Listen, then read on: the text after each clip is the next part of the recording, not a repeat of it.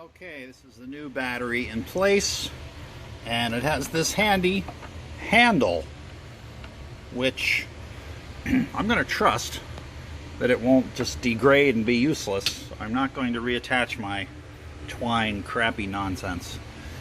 So I just drop it in, I put the negative on there, I hooked up the little venting thing, and we'll just put it back together.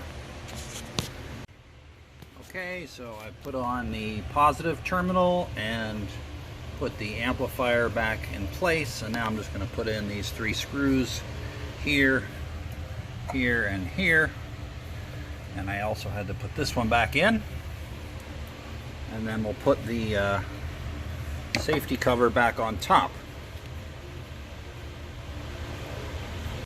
Alright, this is all put back together. We got the negative and the positive nicely covered. The radio thing's all wired in. We even got this goofy little tab. Strange, but there it is, a little tab. You can barely see it.